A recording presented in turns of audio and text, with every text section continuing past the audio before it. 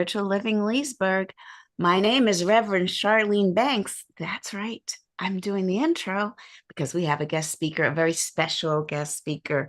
But before I get ahead of myself, we are so glad you joined us today. Our theme for 2026 is Open at the Top. This month, our focus is the fear and the furious. Today's message is in the presence of fear, and it will be given by our own religious science practitioner, Tamara. Yay. We are so glad that you joined us today. Please feel free to add to the chat or in the comments if you're watching us live any prayer requests that you may have or any celebrations you would like us to speak into the room as Tamara wraps up her talk with us. She'll be doing what we call spiritual mind treatment. It's our affirmative form of prayer. So in the meantime, I invite you to relax, to get comfortable, and to sit back into this moment as we officially begin our service with this welcoming video.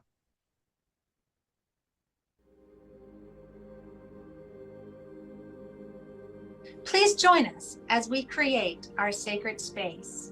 We set our intentions of deepening into our awareness and practice of our 5 pillars of spiritual living by lighting this candle in our virtual world. Our first pillar is sacred study, represented by the divine quality of truth. We use this pillar to recognize the importance of an open mind and the power of our minds. The second pillar is affirmative prayer, represented by the divine quality power. This pillar honors the power of prayer in our daily lives. Our third pillar is meditation and the divine quality of peace. This pillar reminds us of the importance of meditation and the peace we feel when we quiet our minds. The fourth pillar is circulation and the divine quality of life. We know that the great law of circulation works in our lives. As we give, so shall we receive. And the fifth pillar is sacred service and the divine quality of love. This pillar affirms our call to be of service to our world as we see through the eyes of love. Let us close our eyes as we bless this sacred space and our time together. As we weave each of these pillars of spiritual living into our service today, may they deepen our own spiritual practices of study, prayer, meditation, circulation, and service, expanding our minds and our hearts to the 5 divine qualities of truth, power, peace, life, and love. We also bless everyone who made our service possible today and everyone in attendance. May the energy of love that is generated here bless everyone abundantly. And so it is. And so it is. So now it is the time for our meditation. And, I always try to pick out something that ties in with the title of our talk today, In the Presence of Fear. And I have to begin with a little disclaimer because I'm blatantly stealing some things from an Insight meditation app teacher that I found this week. And I've been listening to it. I think I've listened to it 4 times this week. It is called I Am Always Here, and it is by Zawadi Nyong'o. I hope I'm saying her name correctly, but this is the I Am Always Here meditation. All right, please join me by just settling down into your chair a little deeper, relaxing your neck and your shoulders where we tend to carry stress. And your spine and your belly and your feet just come into a complete state of relaxation. And let's begin with a deep breath in, expanding your belly, as you release, just pull your belly in towards your spine. And let's repeat that, breathing in deeply, holding, and releasing. And let's do that again and breathe in love. And hold, just let that flow through your body. And release all that does not serve you.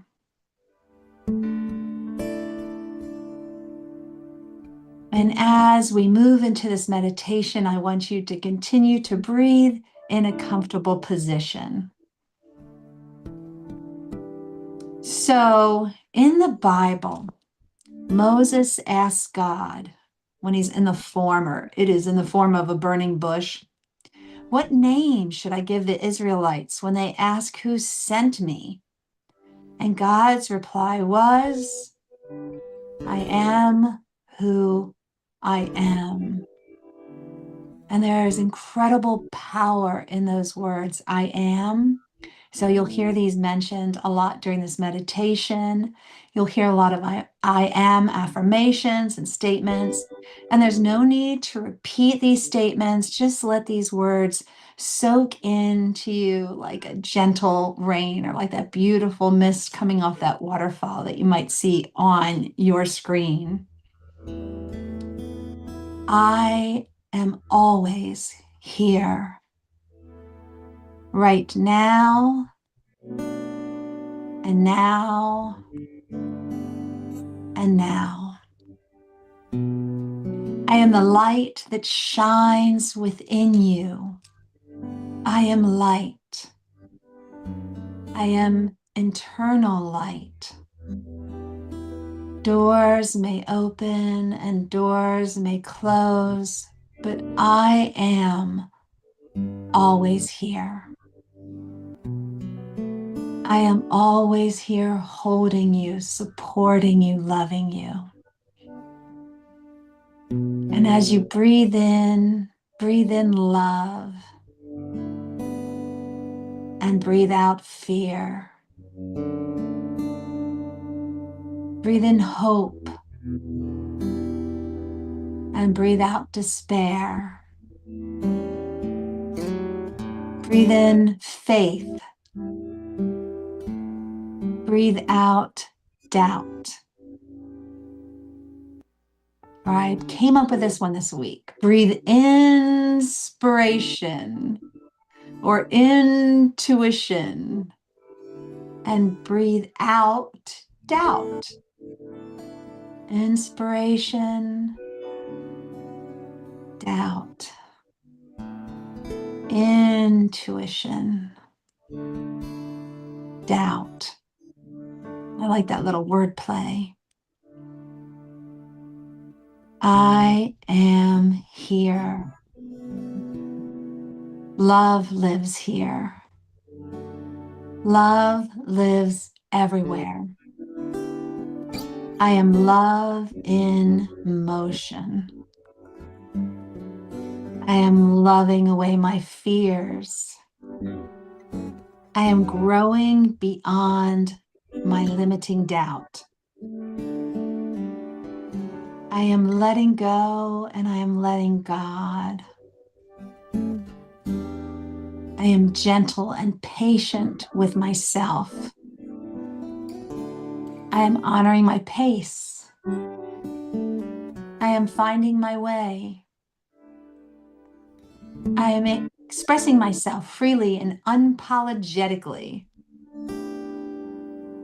I am embracing my inner child and loving that child and allowing that child to play. I am trusting in the guidance I am given. I am trusting in the divine. I am trusting in divine timing. I am like a tree trunk. I'm steadfast. I am held and protected by Mother Earth, I play in the rain. I soak up the sun. I grow. I expand. I reach for the stars. My branches may move with the wind, but I am strong. I am me. I know who I am. I am living in flow and ease and harmony. I am. I am. And that is our meditation for today. I invite you to use Insight Timer if you haven't done it. It's wonderful. And let's turn it over now to some music. Good morning. This is a song that Dan wrote a number of years ago. Ready? 1, 2, 3,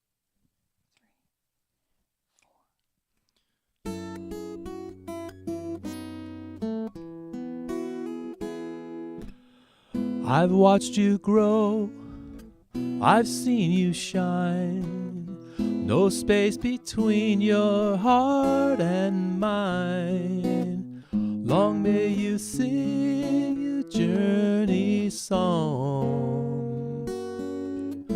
This is my prayer for you. The path is rough, an uphill climb, the way uncertain, hard to find. In darkest night, may you dream of dawn. This is my prayer for you. Bless your life. Bless this day. Bless each step you take all along your way. Breathe deep, take it slow. Find control by letting go. May you bend but still be strong. This is my prayer for you. Bless your life. Bless this day. Bless each step you take all along your way.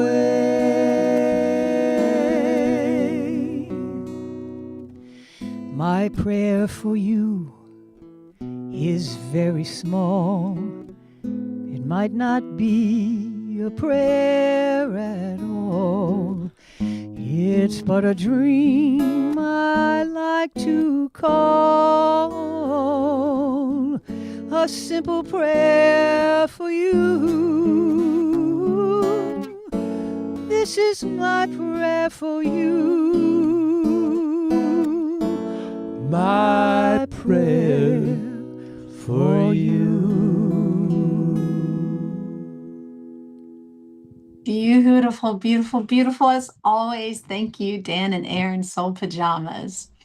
So the title of our talk today is In the Presence of Fear. And I'm going to go back one more time to that lovely teacher that I found on Insight Timer, because during that meditation, she gave these little words of wisdom.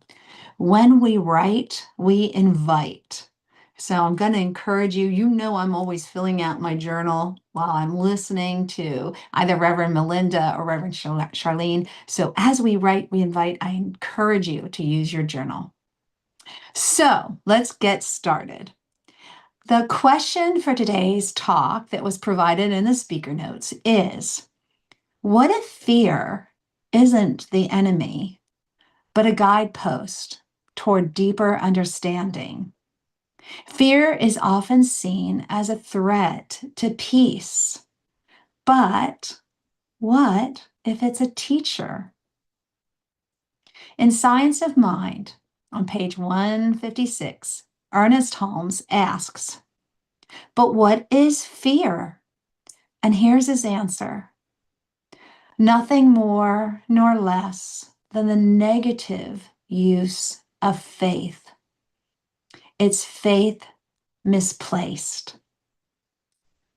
Faith misplaced. Fear is faith that got misplaced. And I'm going to go back. I think it was Reverend Melinda that gave us this little analogy of fear takes the driver's seat. So faith is no longer driving the car. It's in the back seat. Fear is misplaced. It's now in the driver's seat. And I really love that analogy. I'm using that in my life. So bear with me for a second because I like this. This is straight from the CSL outline. But then I'm going to give you some personal eyewitness accounts from when someone or myself found themselves in the presence of fear. So here it is from the outline, and I don't think I could put this any better. So I'm going to read right from this. From the science of mind perspective, this statement, fear is faith that's misplaced, invites us to recognize that fear is not rooted in external circumstances. It's not out there, but it's in the creative power of our own beliefs. Our experience of fear arises not from an outward event, but from the meaning and reality we assign to the event, where? Right here in our consciousness. When we shift our attention from the fearful appearance to the truth of our spiritual nature, we reclaim our power. We reclaim our innate, divinely given power. Science of mind teaches us that thoughts and beliefs create our reality. Therefore, by consciously choosing faith, love, and alignment with the infinite, we dissolve the seeming power of fear and affirm our connection to the divine presence within. In this way, fear becomes a pointer, a compass, revealing where we have placed our faith in restriction, kicked it to the back seat, rather than a possibility. At this point, we are invited to gently return to the spiritual truth, putting faith in the driver's seat and kicking fear to the back seat where it belongs. So I'm going to tell you several stories. The first one is the story of Jennifer. And I met Jennifer last week. No coincidence, right? The week before I'm going to give this talk on In the Presence of Fear. And Jennifer is a teacher in my school district. And I heard from colleagues that I should sign up for her professional development session. I heard it is a must. And I have to tell you, this was probably the most unique professional development session that I ever attended because it did not focus on tools or methods for teaching. You ready for the title? Positive vibes only. Jennifer began her presentation by telling us about her husband who passed away 3 years ago. When a family friend had an advanced MRI screening to detect potential health concerns, her husband thought, hey, this is a great idea. I should get one too. He was 51 years old, and his father had died at age 51 due to heart issues. So her husband thought, I'm 51, maybe I should get checked out. He felt great. He was in perfect health, but it's always good to get these screenings when we can, when they're available. Well, what a shock. The results showed that he had stage 4 cancer. Cancer in the brain, lungs, heart. It was basically everywhere throughout his body. And they were in shock. Everyone was in shock. He looked and felt fine. Surely this had to be a mistake. But it wasn't. They had 2 high school age children, and now fear became a member of their family. However, Jennifer and her husband decided, listen to this, talk about courage, that with the remaining time that they had, they were not going to stop living. They were not going to let fear take over the driver's seat. They were going to kick fear into the back seat where it belonged. And positive vibes only became their battle cry. Her husband made his transition 13 months after his diagnosis, but he lived as fully and as completely as he possibly could during those 13 months. And here's what Jennifer provided in her professional development session. Number one, the first thing she told us was don't sit on the cactus. And when I heard this, I thought, what? She said, okay, there are times in your life when there's a cactus in your room. There's a cactus right beside you, and it is prickly and it's going to hurt if you sit on it. But don't sit on it. So cancer became a presence in their household, but they weren't going to embrace it. They weren't going to love this. They were going to live their lives. They took cancer. You go to the back seat. We're having positive vibes only. They didn't sit on the cactus. And she was so sweet. She handed out these little cactus pens to all of us to remind us, don't sit, don't complain, and bitch, don't complain. Don't just embrace that thing that is your irritant. Don't sit on the cactus. Live your life. And she told us to let go of the why. Sometimes in our life, there's so many reasons where you can find yourself going, why? Why did this happen to me? Why did this happen to us? They had this beautiful family. Why us? Why us? Let go of it. There's no rhyme. There's no reason. You're not singled out. You're not being punished. She said, just let go of the why. That goes out the window. She said, when facing fear, you have permission to keep living. One of their doctors told them that. Isn't that amazing? Good for that doctor. He said, you still take your kids to their soccer practices. They still compete in their games. They still go to their competitions. You keep living for as long as you can. Keep living. She told us to take risks, take chances, and by all means, take that trip that you've been dreaming of taking, because you don't know when you don't get tomorrow. So live life, take chances, take the trip. And on days when you find yourself only able to give 40% because your battery is running low, then give the 40% and celebrate that this is your 100%. She said, screw the math. If there's only 40% that you can give that day, then you are giving everything you can. So you are giving 100%. I like that one too. And she ended with this. She said, I have bad moments, not bad days.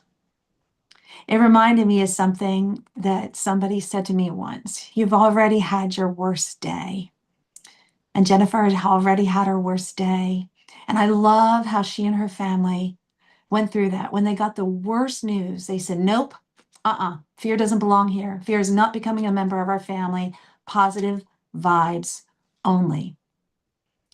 So when she said those words, I've had bad moments, not bad days, it immediately took me back to a time in my life when I could relate.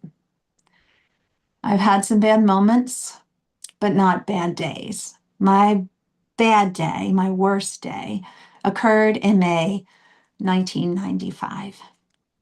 So I was pregnant with my second child. Everything was great until it wasn't.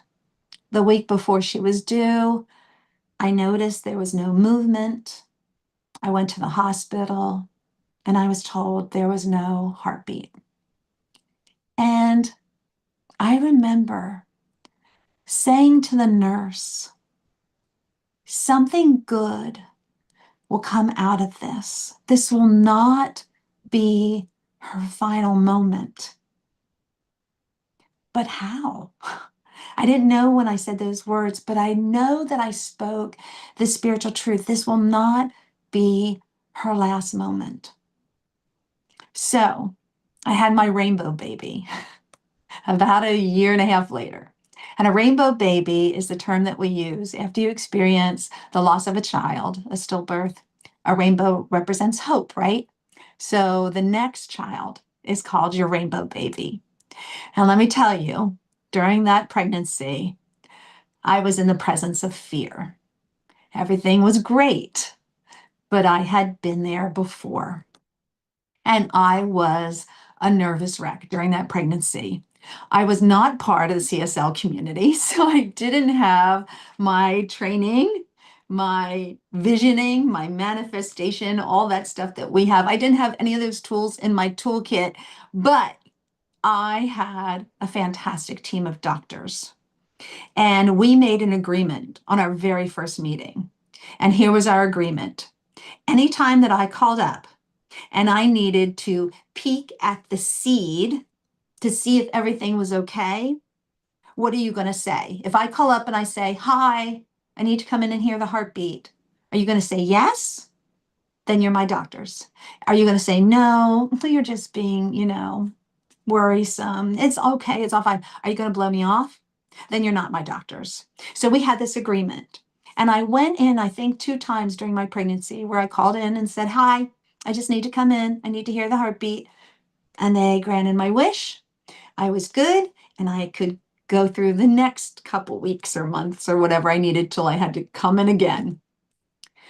On the very last appointment I had with them, I'm now facing the week of her due date.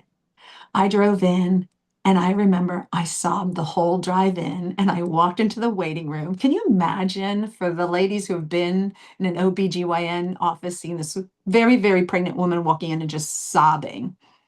And the doctor came out to the waiting room and he took my hands and he knelt down and he looked at me and he said, we're going to check today. If our lungs are ready, you're going to have a baby in your arms tomorrow. What a good doctor. I'm tearing up just remembering that. So, yep, that's the story of Heidi. And now I'm going to go back to the story of Leanne. I don't know how, I don't know what it will be, but this will not be our final moment. Something good will come out of that. So I found myself working with children. I volunteered at a program that was called Respite, where children in that community that were either in homes where they were being abused or where there was a suspicion of abuse, there was this program called Respite. And a little bus would come around and pick up the children. And this gave mom or grandma or the caregivers a respite, a break in their caregiving so they could take a nap or go grocery shopping unencumbered or clean the house or do whatever they had to do. And we took care of these precious little babies. And my story was published in Chicken Soup for the Volunteer Soul. And that was such an incredible thing. And the title of that story is Find That Child. And what I wrote about was a story for grieving parents, that sometimes you get the cactus. Your life gives you something that you were not expecting. And what can you do to honor that child? You find a child. You find a child that can receive your love. You can't braid your child's hair or go shopping for them for back to school, but you find that child. You find that child and you give them the love that you would have given to your child. And the Chicken Soup folks picked out a quote that is at the start of my story, but this is the one that I would have chosen if they had asked me. It's by C.S. Lewis. You can't go back and change the beginning, but you can start where you are and change the ending.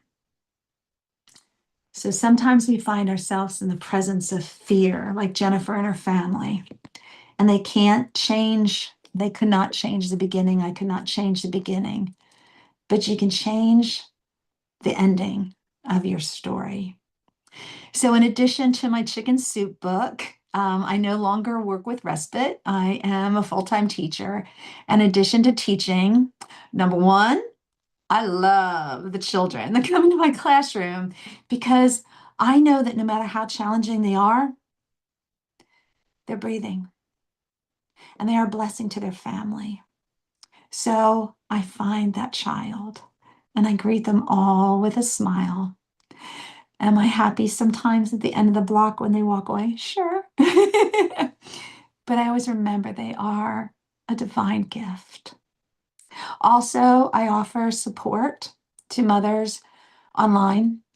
I work with several groups who have a place where mothers can come to when they've experienced stillbirth or maybe they're pregnant with their rainbow babies. And I offer them support and love. So not only am I finding that child, I'm finding those mothers, because what do I have? What gift do I have? I have the gift of experience. And maybe, like the poem that I read at Leanne's memorial service, one of my favorite poems from Emily Dickinson, if I can stop one heart from breaking, I shall not live in vain. So when I help someone who's hurting, that's how I'm honoring Leanne. That's how I'm taking it and helping others and paying it forward. So the last story I have to share with you is the one that inspired me to talk today, because Charlene said, oh, you got to share this with our CSL community. So this is a story of facing fear that I shared last month at my father's memorial service. And Charlene was present and she's like, yeah, you got to be the guest speaker in the near future. So I'm going to try to keep this as short as I can, but here's the one I've been promising you. So last year, July 13, 1925, here's my little notebook. I attended a workshop by Reverend Melinda called Letting Go and Letting In. And our first task was to write down a current need. And I wrote right here, Dad's care. That's what was on my mind. Did I mess up the year? It's 2025, July 13, 2025, 1 year ago. And during the workshop, we were asked 4 questions. So, what is Spirit's highest vision of my life? And I did some writing. And what do I need to release? All focusing on Dad's care. What do I need to embrace? And what else do I need to know? And I'm going to turn, I'm a writer, right? So all my little scribbles, each question, and down here at the bottom, what else do I need to know? And if you're part of CSL community, then you know that sometimes like you're in this visioning and you're not in control. You're not in the driver's seat, but you're getting the message. You are getting the intuition. You are getting the divine guidance that you need. And here's what I wrote. Doors will open, needs will be met, everything is falling into place. So I get this incredible, powerful message. And what do? I take that notebook and I set it aside. Big mistake. When I placed my father in his care facility in August of 2022, after my mother had passed, I knew that funds were limited. And that's my timer. And I'm going to go over just a little bit. Bear with me. I knew funds were limited, but I had faith, right? Now I'm grounded in CSL practices. So I know everything's going to work out. Everything's working for the best and highest good. I am going to give him the very best care that I can while he's here. But I also knew there was a time limit. And every month when I got the bank statement, I could see those numbers decreasing. But I had complete faith that his funds are going to last before he passed. It's all good. Things work out. Everything is working for the best and highest good. Now, skip to this past June. It's June 2026, and the funds now are getting critically low. And I am facing fear. Over the last year, I started picking up expenses, trying to make the funds stretch, but the money's running out. And I had just a few weeks to make some changes. It's a lot easier to move dad and do whatever I need to do when I'm not also grading papers. So I knew I had just these weeks over summer break to make a new plan for dad. And here's another notebook I'm going to show you. My list for this summer. What I want to accomplish this summer. And the first thing I wrote was dad. Don't look at the other words because those later were added, but dad in big capital letters, exclamation point, underlined. So there's a time limit. I've got to make a change before I return to school August 10th. I got to pull dad out of the care facility where he is. I've got to fill out all the paperwork for Medicaid. I have to switch him over, and this was not sitting well with me. Dad ended up in the hospital again at the end of June, which meant more bills are going to be arriving. I'm having phone conversations with a social worker. That ended up in my favor because I now have somebody who's going to help me navigate how am I going to make these changes for dad. I was even kicking around, am I going to bring dad down to Virginia? And oh my gosh, that meant a lot because his insurance is through Pennsylvania, and I was overwhelmed.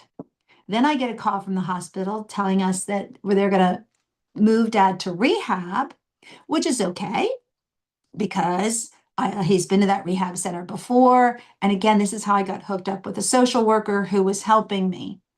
Then one day I get a call. Dad took a turn for the worse. And there's a part of me that's going, oh, okay, here's this CSL training. Yeah, funds are running low. Dad's gonna leave. And that sounds really horrible and cruel, but dad's okay with this. And we've had 4 wonderful years. And my prayer all along was that dad leaves before the diabetes gets too bad in his legs. And I have doctors talking to me about amputation, or dad has glaucoma. And his greatest fear was that he would go blind one day. And I didn't want that to happen before he passed. And I just wanted dad to go peacefully. I didn't want this to be long and drawn out. So maybe this is it. Maybe this is everything is working out for the best and highest good. And then I get a call the next day saying, hey, dad rebounded. He's great. He went to physical therapy. He's doing wonderful. He's sitting up in the wheelchair. Do you want to talk to him? Yeah. Yeah. Because I didn't get a chance to talk to him the day before. But wait a second. I'm back where I am. Funds are running out. Okay. So I got to share with you. I panicked. I was in the presence of fear again. And I called Renee. And this is Renee S. And for those of you who are part of CSL Leesburg, you know Renee S. has this gift. And she can communicate with people on another plane. And I said, Renee, I need your help. I got to get a message through. If there's an exit ramp in front of dad right now, I need him to take it. And she said, I can't do that. I can't control that. We can't decide these things. But she said, Tammy, I'm getting this message and it's really strong. And it said, everything is falling into place. And I went, oh, that's good. That's what I need. I needed that reassurance. So I grabbed a Post-it note and I wrote, everything is falling into place. And after I got off the phone with Renee, I have a chalkboard in my dining room where I put quotes to inspire me. And it went right up on that chalkboard. Everything is falling into place.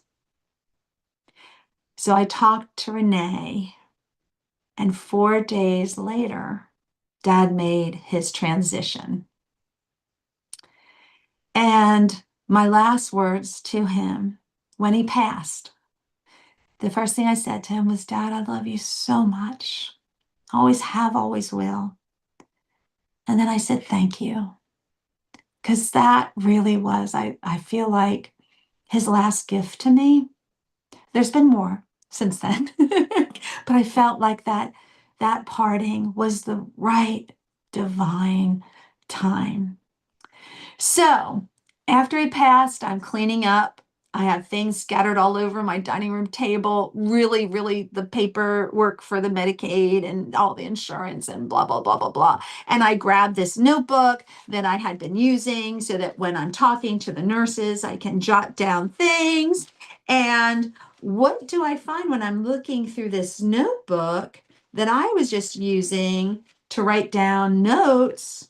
The notes that I randomly grabbed, the notebook that I just randomly grabbed so I could jot down notes from the nurses, and I'm just leafing through it because what else is in this notebook? And I come across this. What? Dated July 13, 2025. What's my greatest fear, Dad? What's the message that I get in the visioning? Everything is falling into place. What?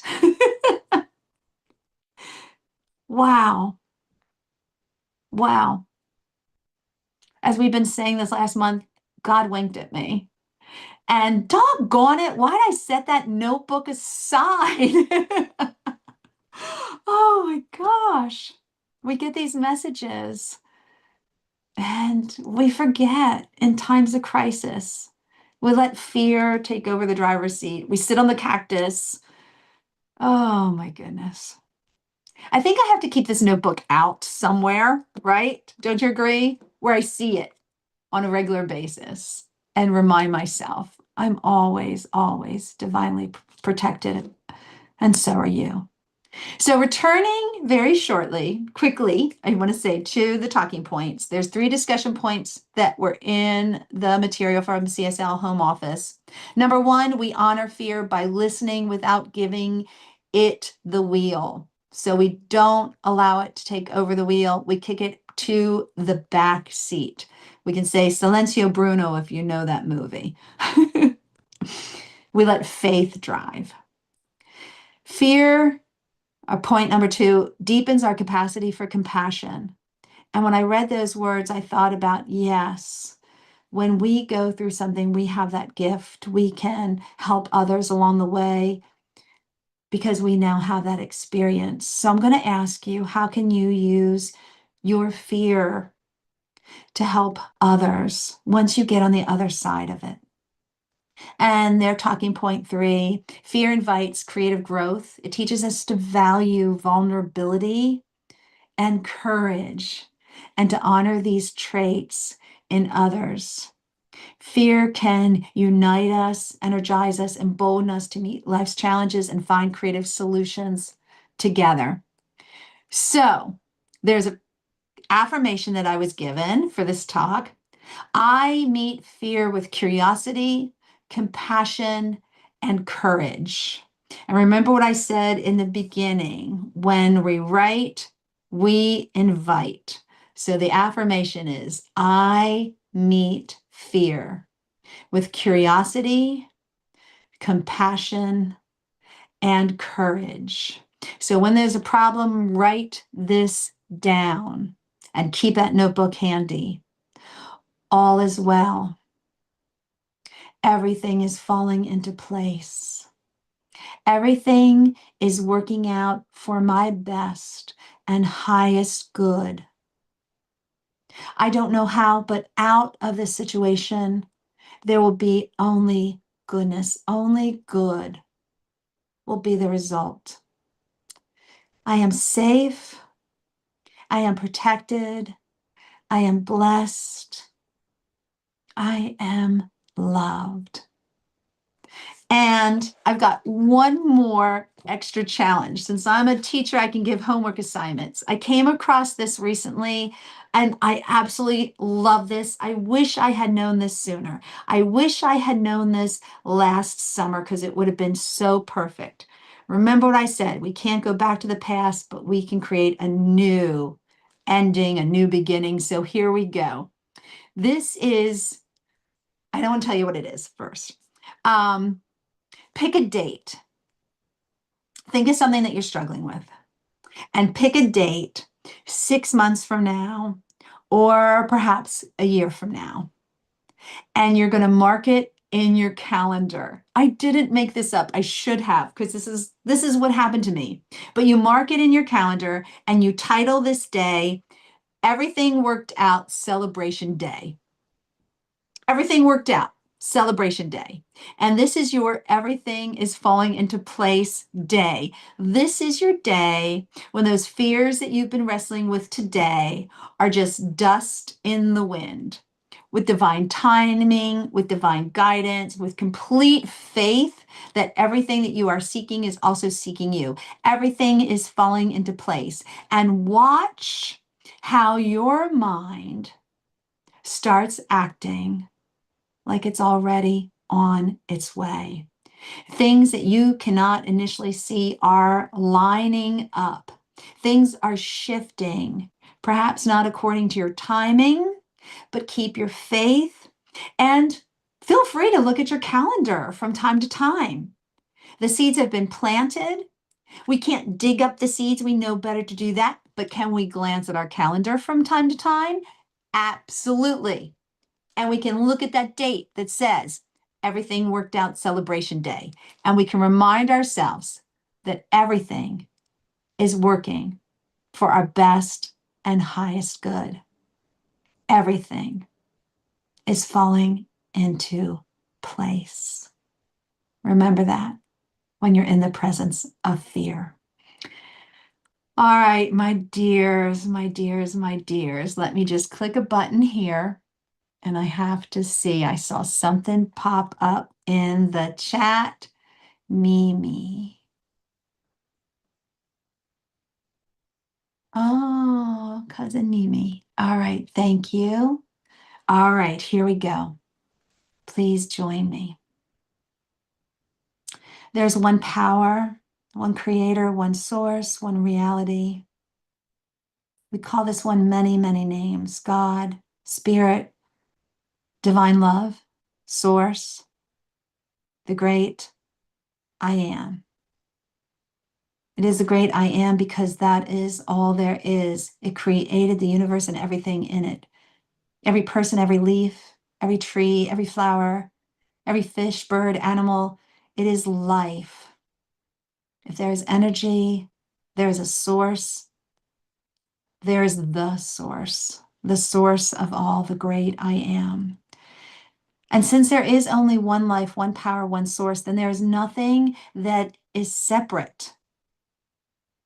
There can be only one. There's no separation. So therefore, I am an expression of God. I am part of the great I am.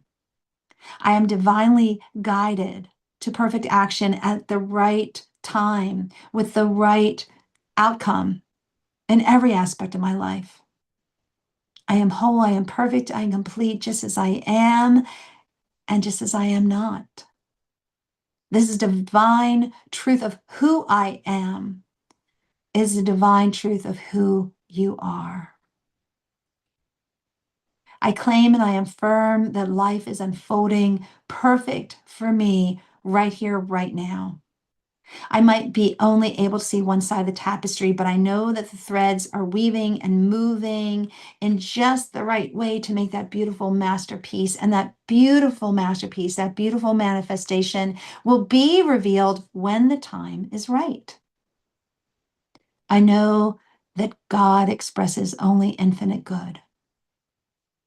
I know all I do is open up my mind to receive the good. There is only infinite love and peace and abundance and wisdom. And I declare with absolute certainty that right action, right timing, perfect clarity, intuition, wisdom are present at all times. I breathe in intuition and I breathe out doubt. The events of my days unfold with ease and move me closer and closer to the best possible outcome. Every choice and decision is leading me where I need to be at this time, in this now. And every challenge is a gift.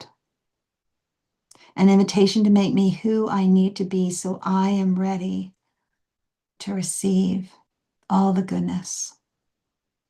I know this is the truth for me. I know this is the truth for Mimi and her family, and that the perfect caregiver is working its way to Mimi. How and when, who, we do not know at this time, but the divine knows. And the right person is finding Mimi, working his or her way to Mimi. And Mimi will be held up and loved by this caregiver and her family. We also know that there is divine right timing in the selling of Suze's home as she downsizes, that the right buyer is working his or her way to her with perfect timing, and it will be the perfect person. We don't want just any person to move into her former home. We need the right person to move in, and we know that is happening. We might not see it, just like we don't see the other side of the tapestry, but it is all in God's control. It is all divinely happening. And God is with Suze as she makes choices of what to take into her new home, taking only the things that best serve her and releasing things, physical things, spiritual things, emotional things that do not. Every challenge is a gift. And we know that we trust the process. I'm so grateful to live in this good, to witness the divine that is right here, right now, and is always, always with me. I know when I say these words, I am always here.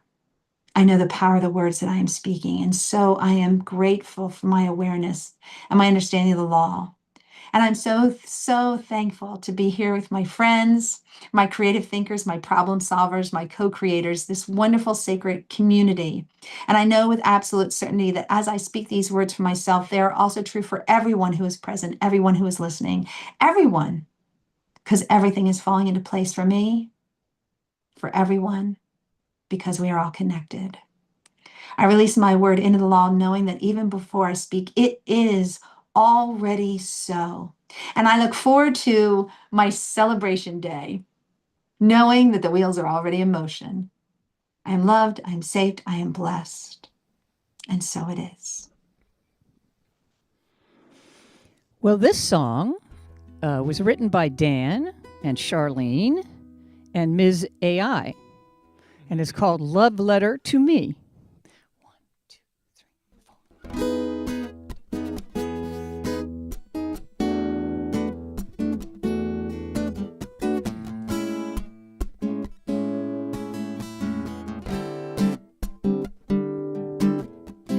Dear one, I see your fear, your tender ache.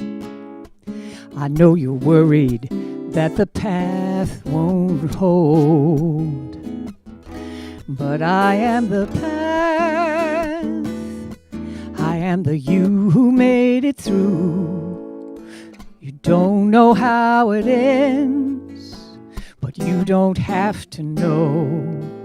Take the next breath. You're not behind. You are not broken.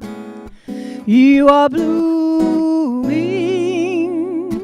I've gathered your forgotten prayers, woven them into the stars, where they shine for you forever.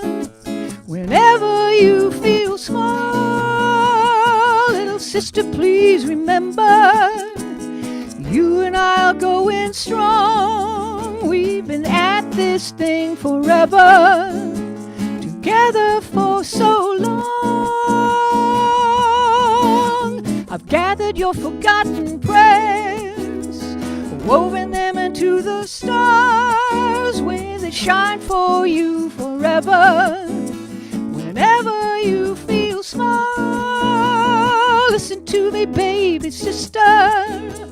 You and I are always one, watching out for one another as we circle round the sun.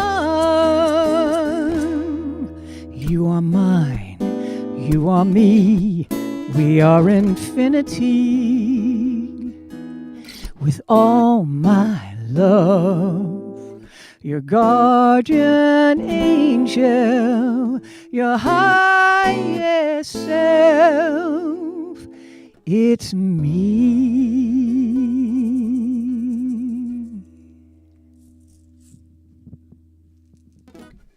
Oh, that's just amazing. Wow. All right, let me put myself on the spotlight. Wow, what a day. This was amazing. I feel like I was at a festival where everything's fantastic. Got the music, we got the speaker, we got stories, we got handouts, we got homework, we got props. This is amazing. So I have the fun to say, wasn't this great? And then we'll pass around the offering tray so you can put all of your donations into it. Not exactly like that, but kind of like that. So now's the time where we get to support CSL Leesburg. And I want to tell you that one of our beautiful congregants did one of those things at her company that did the company matching of her donations were matched by her company. Check your employer and see if they also provide that. Because I was like, whoa, they do that? And recently I was able to finally deposit those gifts, and it was really quite a lot. So thank you. You know who you are. I'm not going to call your name out, but you know who you are. Thank you. How do we use your donations? Very carefully. We have a whole thing that happens. So first of all, what you do is you give whatever you can give, and then you'll know that it goes toward our home office organization gets 5%, and then we as a center look around and we make sure that our quarterly tithe goes to somewhere local. So we're supporting both global and local goodness. And then, as you know, we always give, but then from your gifts that we receive, we make sure that we can keep on going with all of the infrastructure and the technology and the things that it takes to keep it running. So as your Reverend Shar, I'm very grateful for all that you give. Thank you very much. And let me move on to the place where we bless our gifts. So imagine the offering plate has come through and everybody put in as much as they were able to spare. And then we hold our hands over the offering and we say, the presence of spirit within me blesses everyone I meet, tends to heal everything I touch, brings gladness into the life of everyone I contact. Therefore, I'm a blessing to myself, to humankind, and to the day in which I live. And so it is. All right, the only announcement I have is please check your inbox very soon. And I thought it worked previously, but I'm sending a series of emails asking about your availability for the next round of classes. Depending on if you've taken classes with us before, you're going to get an invitation to our next one. It's called Spiritual Economics. And if you haven't taken any classes with us yet, the class offering you'll get is Beyond Limits, how to take what Tamara did in her story about writing down her messages that she got when she was in that visioning space, writing it down and having that come to fruition. You're going to learn the actual mechanics behind setting a date and knowing that you're going to celebrate. What makes that thing happen? How do you actually manifest? This class, Beyond Belief, will take you beyond just believing it'll happen. It's the spiritual technology to exactly how to make it happen. So if we have your email address, make sure you're keeping an eye out for a communication from us about what date would be good for you. We're going to pick the most available date for most of us in the groups, and we're going to have those offered in September. So I can't wait to share that with you. But in the meantime, wow, what a day. Tamara, beautiful talk. I'm so glad you did it. And the songs, especially my song, I loved it. And by the way, when I sing the song or when the song is sung to me, it signs itself off as actually Charlene. I love it. I love it. All right. Anywho, Dan, you're the man. Soul Pajamas, you rock. Okay. Are you ready? Are you ready? Unmute yourselves. And everybody, take a look at the screen and say with me that first affirmation. I am love. I am love. All right, but it's not just it's you. Now look at the screen or look at someone next to you. Look at your dog, your cat, your hamster. Tell it, you are loved. You You are are love. love. Now, the only thing to do is put your hands up in the air and celebrate because it turns out it's all love. It's It's all all love. love. I feel it too. all All love. right. Hang out with me. We're going to do pearls. I have so many pearls. Tamara, I took your advice and I wrote it all down in my book too. Can't wait to share. In the meantime, if you're watching us online, log off, come back over here. We're in the Zoom room. See you soon.